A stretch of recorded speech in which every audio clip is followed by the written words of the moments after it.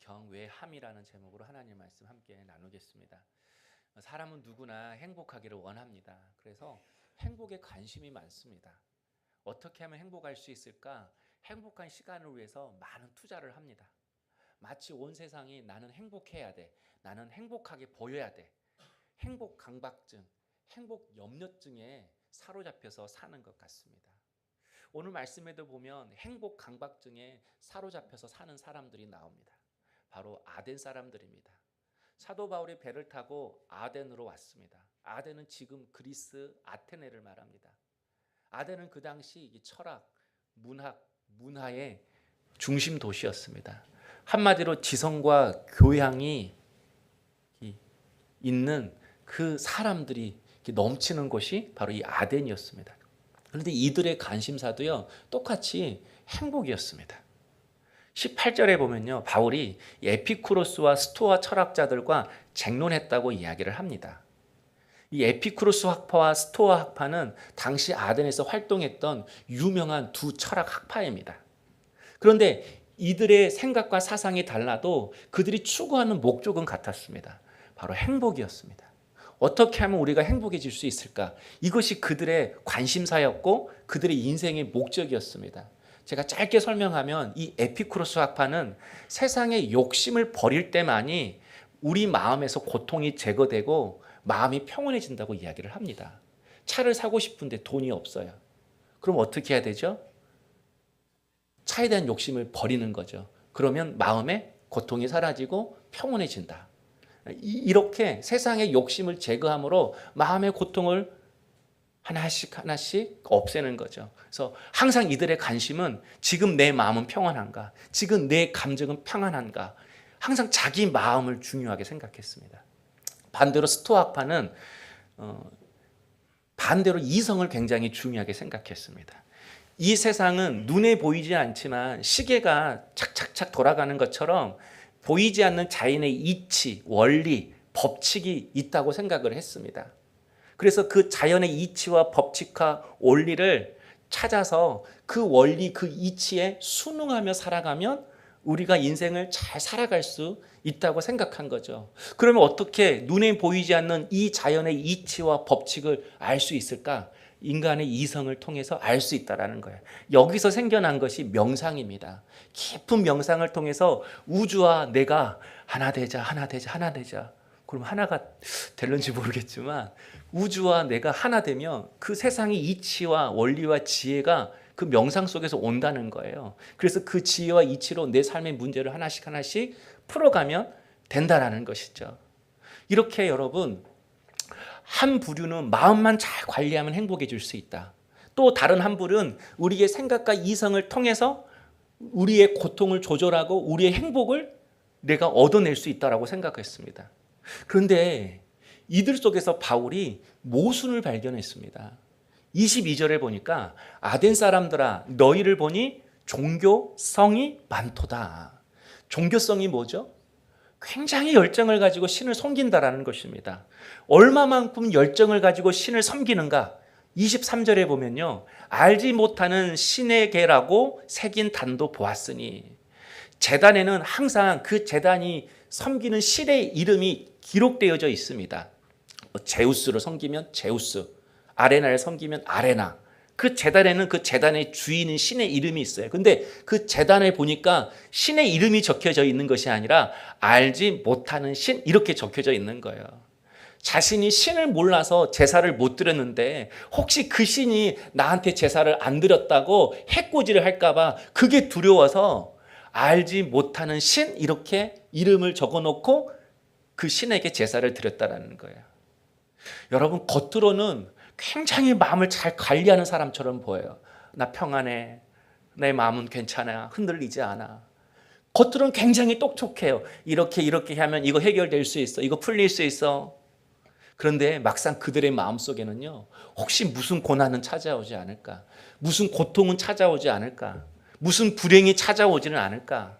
항상 염려했습니다. 항상 두려워했습니다. 그래서 알지 못하는 신들까지도 제사해서 행복해지고 싶었던 것들이 바로 그들이었습니다. 똑똑하고 교양이 있고 모든 걸 잘 조절하고 통제할 수 있다고 하는 사람. 또 21절을 보면요. 가장 새로운 것을 말하고 듣는 것 외에는 달리 시간을 쓰지 않음이더라라고 말씀합니다.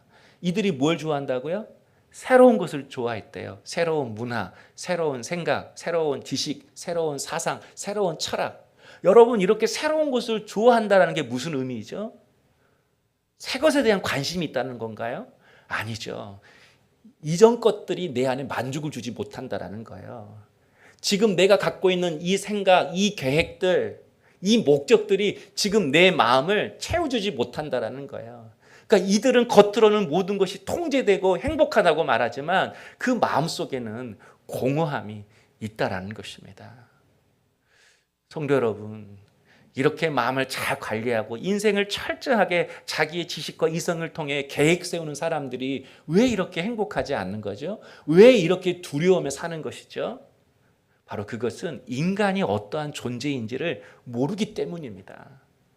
우리는 생각한 대로 일이 되어지고 계획한 대로 내가 계획한 그 자아 성취를 이루었을 때 느끼는 만족감, 기쁨, 성취감을 행복이라고 이야기를 합니다. 그러나 인간은 절대 만족할 수가 없습니다. 오늘 기뻤다고, 오늘 만족했다고 내일도 기쁘고 만족하는가? 절대 그렇지 않다라는 거예요. 오늘 이를 내가 얻었으면 내일은 이 정도의 강도의 기쁨과 만족을 얻어야만이 우리가 행복하다고 말하는 존재라는 것입니다. 더 만족하고 싶어서 자기가 가진 것에서, 자기 위치에서, 자기 환경에서 항상 더 좋아지기를 원하는 것이 인간이라는 것입니다. 마치 밑 빠진 독에 물을 채워 붓지만 채워지지 않는 것처럼 만족함이 없는 존재라는 것입니다. 그 이유가 뭐죠? 우리는 하나님의 형상으로 창조되어진 존재이기 때문에 그렇습니다.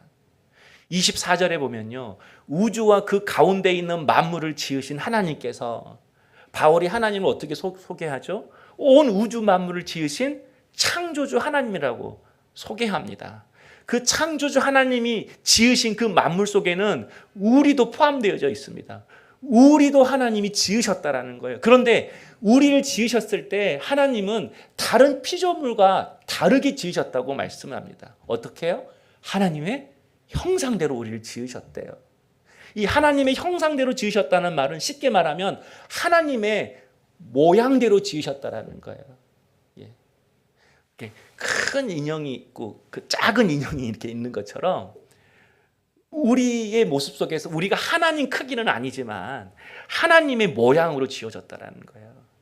그러니까 여러분, 우리 안에 누가 들어와야 꽉 채워지는 거죠? 하나님이 들어와야 되는 거죠. 하나님이 들어와야 딱 들어맞는 거예요. 하나님이 들어와야 꽉 채워져서 만족함이 있는 거예요. 여러분, 이 비밀을 모르면 세상이 추구하는 행복에 집착하다가 평생 그렇게 살아가는 것입니다. 그래서 바울이 아덴 사람들에게 누가 참 신인지, 누가 우리의 인생을 행복하게 하는지, 다시 말해서 우리가 추구하는 대상, 우리가 예배해야 하는 대상이 누구인지를 이 아레바 오고 언덕에서 소리 높여서 외치고 있습니다. 바로 그분이 창조주 하나님이라는 것입니다. 그래서 여러분 24절을 다시 보면요. 만물을 지으신 하나님께서는 천지의 주제신이라고 말씀합니다. 여기서 주제신이라는 이 말은 주인이시니 그런 뜻이죠. 여러분, 주인에게는 소유권이 있습니다. 주인이 만든 것은 주인 거잖아요. 그러니까 하나님 우리를 만드셨다면 저와 여러분 누구 거예요? 하나님 거라는 거예요. 또 주인에게는요, 소유권만 있는 것이 아니라 당신이 만든 것을 마음대로 쓸 수 있는 권한이 있습니다. 이게 통치권이죠. 우리가 믿는 그 하나님은 만물을 만드셔서 존재하는 것으로 끝나지 않습니다. 만들어 놓고 너희들 알아서 해, 이렇게 하지 않는다라는 거예요. 해를 만드셨으면 해가 계속 빛을 발할 수 있도록, 물을 만드셨으면 그 물이 계속 흘러가면서 더러운 것들을 씻어내도록, 하나님께서 만드신 존재가 만드신 목적대로 그 고유한 가치와 영광을 발할 수 있도록 하나님이 다스린다라는 거예요. 하나님이 개입하셔서 섭리하신다라는 거예요. 우리도 마찬가지입니다. 하나님은 우리를 이 땅에 태어나게 하는 것으로 절대 끝내지 않습니다. 우리도 하나님이 창조하신 그 목적대로 살아갈 수 있도록, 우리의 삶을 다스리시고 인도하신다는 것입니다. 각자가 들어갈 그 자리에서 제 기능을 발휘할 수 있도록 우리에게 주님이 역사하신다라는 거예요. 그래서 손으로 지은 전에 계시지 아니하시고라고 말씀합니다. 하나님은 온 우주 만물을 지으신 위대하신 하나님이시기 때문에 인간이 만들어 놓은 건물, 공간에 갇혀 계시지 않는다라는 거예요. 그분은 어느 곳에나 함께, 어느 곳에나 거하십니다. 어느 곳에서나 편재하십니다. 그래서 여러분, 우리가 어딜 가든지 주님은 그곳에도 우리와 함께 하셔서 우리의 삶을 빚어가심으로 우리가 하나님의 뜻대로 살아가게 하시는 것입니다. 그래서 창조주 하나님의 능력은 무에서 유를 뚝딱 만들어내는 그런 능력만을 말하지 않습니다. 하나님의 전능은 모든 것을 할 수 있다, 그런 능력만이 있는 것이 아니라는 거예요. 하나님은 오히려 전능하시지만 그 전능하신 능력으로 자신을 제한하시고 절제하실 때가 있습니다. 하나님은 당신의 피조물인 우리가 하나님의 뜻에 반하여 잘못된 선택을 내리더라도 하나님은 그것을 허용하십니다. 때론 우리가 하나님의 마음을 아프게 하고 하나님을 반역하고 하나님의 그 잘못된 뜻을 선택해서 우리가 돌아가는 인생이라 할지라도 하나님은 노하기를 더디하시면서 우리를 끝까지 참고 기다리십니다. 이게 하나님의 전능하심인 거예요. 왜죠? 하나님은 우리를 한낱 피조물로 대하시는 것이 아니라 하나님과 동일한 인격자로 대하십니다. 그래서 우리의 자유와 의지를 하나님이 존중해 주시는 거예요. 그래서 하나님은 당신의 그 능력과 권위로 우리의 생각과 우리의 의지를 꺾으시는 게 아니라 오히려 우리가 자유로운 의사를 가지고 선택할 수 있도록 그냥 보고 계십니다. 때로는 그 선택이 하나님을 반역하고 멀리 떠나고 분명히 우리가 실패할 수밖에 없는 그런 선택을 한다 할지라도 하나님은 그것을 허락하십니다. 대신 우리와 함께 걸어가십니다. 공간에 갇혀 계시지 않고 우리가 실패하는 그 자리에서 우리가 돌아가는 그 광야길에서도 주님은 우리와 함께 하셔서 당신의 성실과 당신의 열심으로 우리의 길을 인도하시고 우리를 믿음의 사람으로 빚어가시는 것입니다. 그래서 나의 선택이 어리석었구나라고 하는 것을 깨닫게 하셔요. 그리고 하나님의 뜻이 가장 지혜롭고 내 인생에 있어서 가장 선하다라는 것을 알게 하셔요. 그리고 결국에는 깨어져서 깨닫고 넘어져서 깨닫고 돌아가서 깨닫는 인생이 아니라 이제는 하나님의 뜻을 갈망하는 사람이 되게 하십니다. 그리고 하나님의 뜻을 깨달았다면 그 뜻을 기쁜 마음으로 선택하게 하십니다. 그리고 그 뜻을 위해서 자기를 절제하면서 자원하는 마음으로 그 뜻에 순종하는 믿음의 사람을 만들어 가십니다. 그래서 우리로 하여금 우리를 쳐다보는 그 세상 사람들에게 우리가 어떠한 질서, 어떠한 근거에 의해서 살아가고 있는지 드러나게 하시는 것입니다. 그러므로 사랑하는 성도 여러분, 우리의 문제는 사람도 환경도 아닙니다. 우리의 문제는 예배입니다. 누구를 예배하는가? 누가 나의 예배의 대상이 되는가? 여기에 우리의 인생이 달려있는 것입니다. 우리의 인생의 목마름, 우리 인생의 방향, 인생의 의미, 인생의 목적이 바로 창조주 하나님을 예배할 때 비로소 우리에게 열린다라는 것입니다. 그런데 여러분, 시편 25편 14절에 이렇게 말씀해요. 여호와의 친밀함이 경외하는 자에게 있으며 그 언약을 저희에게 보이시리로다. 여러분, 친밀함이 뭐죠? 친밀함이라는 것은 내가 가지고 있는 모든 생각, 나의 비밀까지도 다 털어놓을 수 있는 아주 깊은 관계를 이야기하는 것이죠. 한마디로 하나님께서 우리에게 친밀하게 다가오신다는 거예요. 친밀하게 다가오셔서 우리를 향한 하나님의 뜻, 계획들, 방법들을 훤히 보여주셔서 우리가 그 길을 걸어갈 수 있도록 하나님이 인도하신다라는 거예요. 그래서 중요한 것이 하나님의 친밀함인 것입니다. 하나님과의 깊은 관계가 되어야 하는 것이죠. 그렇다면 여러분, 하나님은 어떤 저와 친밀한 관계를 맺으시는 것입니까? 저 하나님하고 친해요. 그러면 하나님이 그래, 너 나랑 친하지? 그래, 내가 보여줄게. 내가 언약을 보여줄게. 이렇게 말하는 것입니까? 아닙니다. 하나님이 친밀하게 다가가시는 자가 있습니다. 하나님이 친밀한 관계를 맺는 사람이 있습니다. 바로 그 사람이 하나님을 경외하는 자라고 말씀합니다.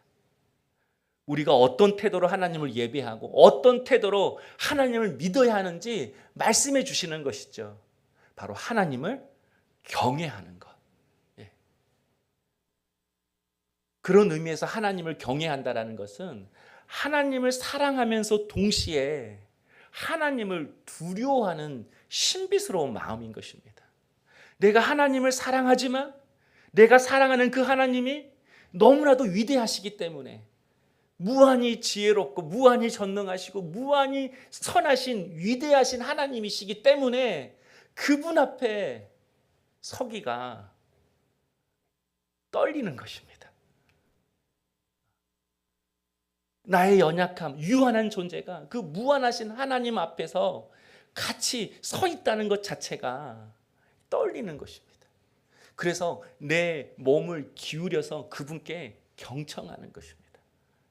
그래서 여러분, 하나님을 경외하는 사람은요, 하나님이 사랑하시는 것을 사랑할 뿐만 아니라 하나님이 미워하시는 것을 단지 싫어하는 정도가 아니라 같이 미워하게 됩니다. 하나님이 중요하게 여기는 것을 같이 중요하게 여기고 하나님이 그리 중요하지 않게 여기시는 것들을 똑같이 중요하지 않게 여기는 것입니다. 죄를 미워하는 것이죠. 불의를 미워하는 것이죠. 그래서 여러분 17절을 보면요, 그 성의 우상이 가득한 것을 보고 마음에 격분하여, 바울이 아덴 땅에 도착했을 때 기쁨보다는 마음에 격분이 일어났대요. 분노가 일어났대요. 여기서 마음이 격분하여라는 이 뜻이 바울의 영이 분노했다, 그런 의미입니다. 바울이 분노했다는 것이 아니라 바울의 영이, 여기는 약간의 차이가 있어요. 이 말은 분노하시는 그 하나님의 마음을 바울의 영이 느꼈다라는 거예요. 그래서 바울이 그 하나님의 마음을 품고 분노했다라는 것이죠. 이처럼 바울은요, 온갖 우상에 판치는 그 세상 속에서 하나님의 거룩한 분노를 느낄 수 있는 사람이었습니다. 여러분, 이렇게 하나님의 분노를 느낄 수 있는 사람이 하나님을 두려워합니다. 하나님의 마음을 알 수 있는 사람만이 하나님을 두려워합니다.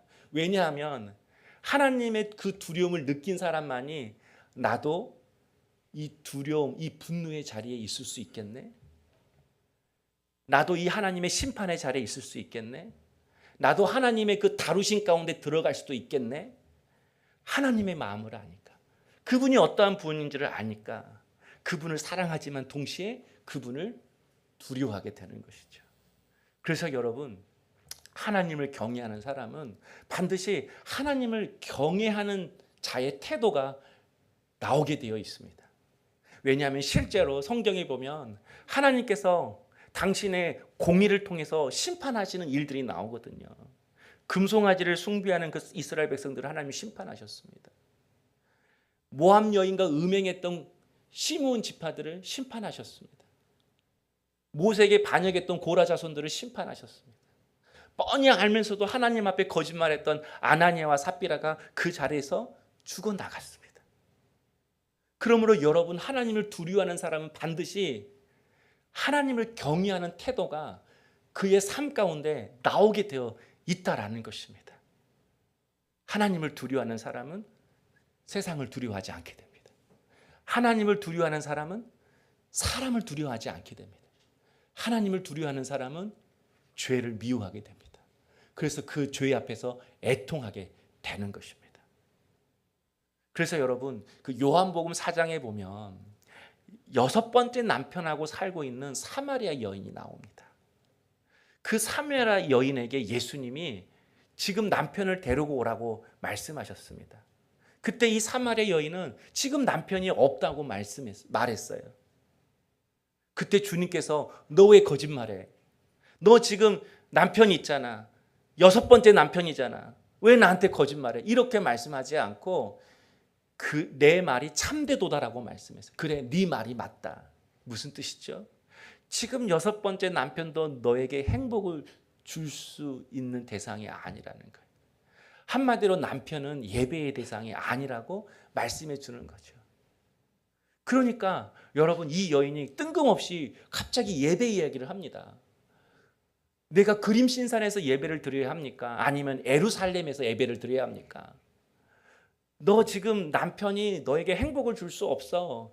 자기의 연약함, 자기의 치부를 들치자마자 했던 말이 저 예배 잘 드려요. 저 이렇게 예배를 사모해요. 은혜가 있는 곳에는 쫓아가서도 예배를 드리고 싶어요. 부흥 집회, 하여간 집회는 하여간 다 쫓아가서 나는 하나님을 예배해요. 나 예배 잘 드리고 있어요 라고 말하는 거예요. 그런데 예수님께서 그 여인에게 갑자기 이렇게 말을 해요. 이 산에서도 말고 예루살렘에서도 말고 너희가 아버지께 예배할 때가 이르리라. 그러니까 이 여인은 지금 누구를 예배하고 있다라는 거예요? 아버지가 아니라 여전히 남편을 예배하고 있다라는 거예요. 네가 그림신산에 가서 예배를 하고 예루살렘 교회 가서 예배를 드린다 할지라도 너의 마음속에 있는 남편이 행복의 대상이 되면 너는 어디에 있든지 어디서 예배를 드리든지 너의 예배의 대상은 남편이야. 지금 예배의 문제를 하나님 예수님이 지적하고 있는 것입니다. 반면에 여러분, 우리의 예배의 대상이 하나님이면 우리가 길바닥이든 초막이든 산골이든 아무 상관없습니다. 하나님은 그 예배 가운데 함께 하셔서 우리를 만나 주시는 것입니다. 그런 의미에서 여러분, 우리가 예배드리는 이 공간에 하나님이 거하십니다. 하나님이 편재하십니다. 그러나 모두가 이곳에 거하시는 그 살아계신 하나님을 다 만나는 건 아닙니다. 하나님은 편재하시지만 모두가 하나님을 친밀한 하나님으로 만나는 것은 아니라는 것입니다. 우리가 하나님을 예배한다고 하지만 우리의 예배의 대상이 여전히 내 마음속에 내 삶 가운데 행복을 주는 대상이 남편이고 돈이고 자녀이고 성공이라면 여러분, 지금 우리는 하나님을 예배하고 있는 것이 아니라 내가 만든 하나님을 예배하고 있는 것입니다. 우리는 하나님을 예배하기보다 하나님을 이용해서 우리의 욕심을 성취하려고 할 때가 많습니다. 그래서 예배 시간이 내가 변화되는 시간이 아니라 이 예배를 통해서 다른 사람이 변화돼야 돼요. 환경이 변화돼야 돼요. 심지어는 나를 위해서 하나님까지도 변화돼야 돼요. 하나님 이렇게 하시면 안 됩니다. 하나님 이렇게 하셔야죠. 예배를 드리는데 하나님의 뜻에 초점이 있는 것이 아니라 하나님 마음에 관심이 있는 것이 아니라 오직 우리 자신에게 있는 거죠. 아덴 사람들을 보십시오. 아덴 사람들의 관심은 뭐예요? 자기 마음이에요. 내 마음, 내 마음의 고통을 없애주세요. 내 마음의 아픔을 없애주세요. 그러나 여러분, 고통을 없애는 것보다 그 고통을 이겨내는 믿음이 필요한 것입니다. 고난을 없애는 것보다 항상 은혜만 주시면 기어이 그 잘못된 길로 들어가서 스스로 그 고통을 맞이하는 그 어리석은 믿음을 깨뜨리는 것이 먼저인 것입니다. 항상 머리로는 이 계획 저 계획을 세우는 거죠. 그래서 이 계획대로 해주세요, 저 계획대로 해주세요, 스토어 압박처럼. 그러나 여러분, 예배는 이 계획대로 해주세요, 저 계획대로 해주세요가 아니라 하나님의 뜻대로 해주세요. 하나님의 원대로 해주세요. 그 시간이 예배인 것입니다. 우리가 아무리 열심히 예배를 드리고 찬양을 크게 부리고 뜨겁게 기도하고 소리 높여 기도한다 할지라도 여러분, 우리의 관심이 우리 자신에게 있다면 마당만 밟고 갈 뿐인 것입니다. 성도 여러분, 여러분이 믿는 하나님은 어떤 하나님이십니까?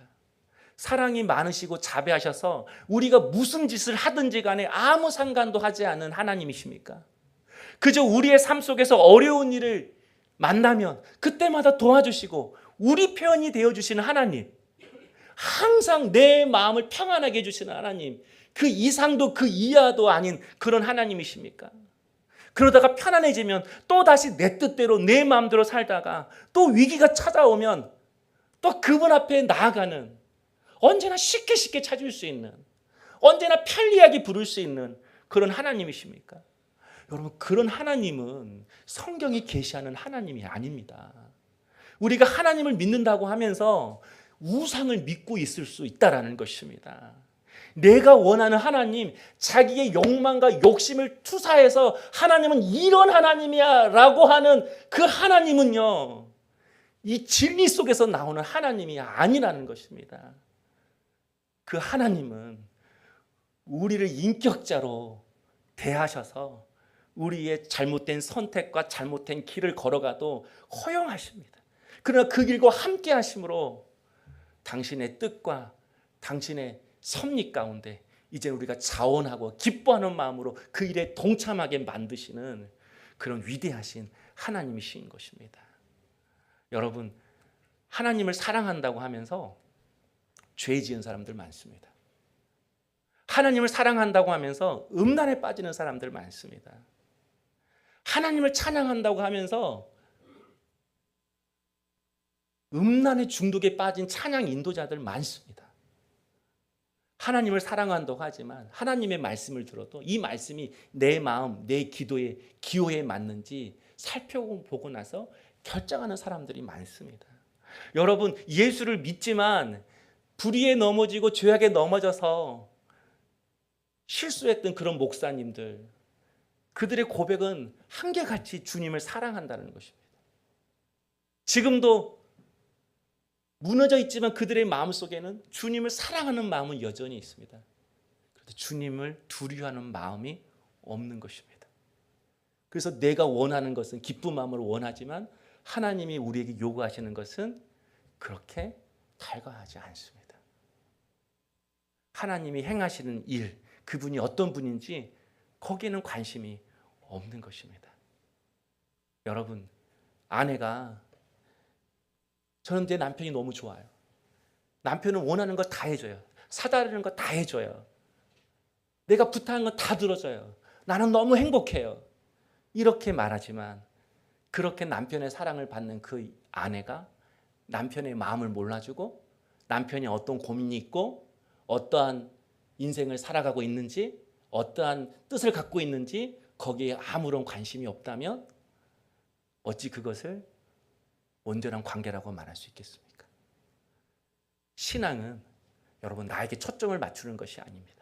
내가 어떻게 상처받았는가, 내가 누구한테 상처받았는가, 내 삶이 왜 이렇게 망했는가, 내 마음은 왜 이렇게 아픈가, 거기에 초점을 맞추는 것이 아니라 하나님을 경외함으로 예배하는 사람은 오늘 이 시간에 하나님은 한 주간 나의 삶을 보시고 왜 슬퍼하셨는가, 내가 한 주간 동안 내가 얼마나 하나님의 뜻을 뒷받고 살아왔는가, 내가 한 주간 동안 하나님, 내가 당신의 은혜를 얼마나 가볍게 여기며 살아왔습니까?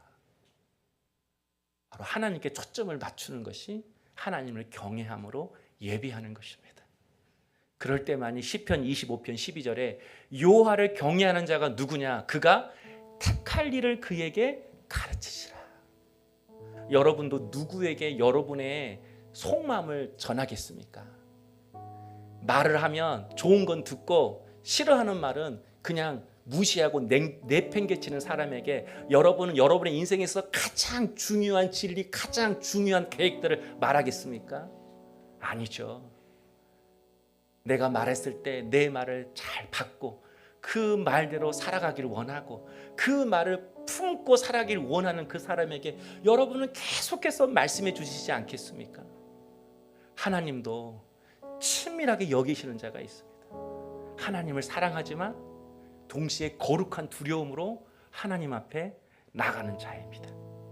그럴 때 하나님은 친밀하게 찾아오셔서 당신의 뜻을 아낌없이 우리에게 보여주십니다. 그러므로 이 시간 우리 모두가 하나님을 사랑하지만 동시에 거룩한 두려움을 가지고 하나님 앞에 서십시다. 하나님의 사랑과 은혜와 지혜와 능력이 위대하시기에 우리 이 시간 조금 더 마음과 몸을 기울여서 하나님을 경청하십시다. 하나님의 마음이 이 시간 느껴져서 이제는 하나님이 사랑하시는 것 사랑할 뿐만 아니라 우리 하나님이 미워하시는 것도 미워하십시다.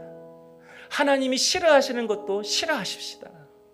죄가 우리의 인생을 망가뜨리기에 그 죄를 그렇게 미워하시는 그 하나님의 마음을 깨닫고 아직도 우리의 삶 속에서 끊어내지 못하는 우리의 죄악된 습관들에 대해서 우리 애통해 하십시다.